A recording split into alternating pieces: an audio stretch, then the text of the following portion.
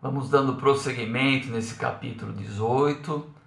Agora nós vemos Matilde conversando com dois espíritos, um homem e uma mulher. E o homem vai dizer a Matilde que quando estava encarnado tinha cometido 2 homicídios e que após o desencarne ele até pensava que ele seria perseguido por esses espíritos, mas eles acabaram perdoando ele e se distanciaram da sua presença.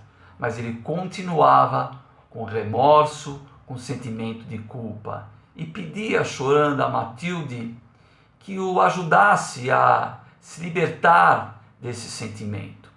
Aí Matilde vai dizer o seguinte para ele, que ele olhasse aqueles espíritos em sua volta e percebessem aqueles espíritos com a mesma característica dele, de violência, de agressividade, e que levasse uma palavra amiga de regeneração e de transformação. E que ele iria então ter uma outra oportunidade no seu processo reencarnatório, mas passaria pelas mesmas situações e a sua violência, a sua agressividade seria testada. Depois ele conversa com uma mulher que vai falar que era casada, tinha o seu esposo, seus filhos, mas por causa do seu intuito nos prazeres, nas paixões terrenas, acabou então abandonando o seu esposo e os seus filhos. E após o desencarne, ela não conseguia olhar para ela. E vai também pedir a Matilde ajuda para se libertar desse sentimento. E Matilde novamente pede para ela olhar os espíritos em volta, perceber aqueles que tinham características muito parecidas com a dela, na ilusão das paixões materiais, e que ela pudesse levar luz àqueles espíritos.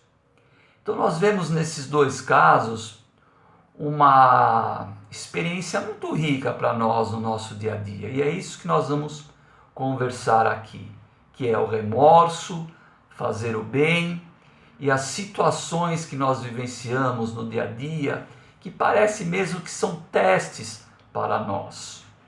Primeiro, em relação ao remorso, todos nós somos espíritos em evolução. Então é muito comum e natural que muitas vezes nós cometemos quedas, deslizes, morais inclusive. E vem aquele sentimento de remorso, de culpa. E a Matilde vai dar um exemplo, vai dar um conselho importante. Em vez de ficar com sentimento de remorso, de culpa, com dor, porque é um sentimento de dor, para aliviar essa dor, vá àqueles espíritos necessitados, igualmente a você, e procura levar uma palavra de transformação, de otimismo, de mudança de comportamento. Veja que não precisamos ser espíritos de luz para levar uma boa palavra. Nós podemos, na nossa condição, fazer isso. E é o melhor método para acalmar as nossas cobranças pessoais. Depois a questão de nós passarmos, não é? Pelas experiências e dá a impressão mesmo que aquela situação está nos testando, nos colocando à prova. Um comentário, uma atitude de pessoas, de amigos, que nos tira do eixo, e realmente são provas, são testes. E são provas e são testes porque percebemos a nossa fragilidade espiritual de passar por aquela situação sem dar muita atenção.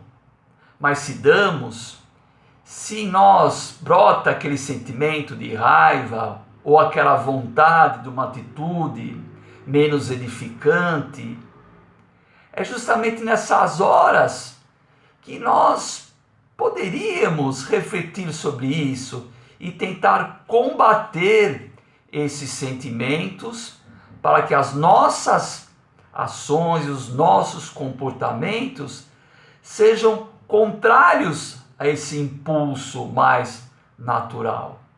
Então eu gostaria que vocês postassem aí agora em relação essa experiência de como nós lidamos com as nossas culpas, com os nossos remorsos, se nós procuramos tirar isso da mente e fazer o bem para o nosso próximo, mesmo nessa condição, e em relação também a esses testes, essas provas, essa observação dos nossos impulsos menos dignos, menos edificantes, se nós vemos isso como um teste para nós e procuramos tomar atitudes diferentes.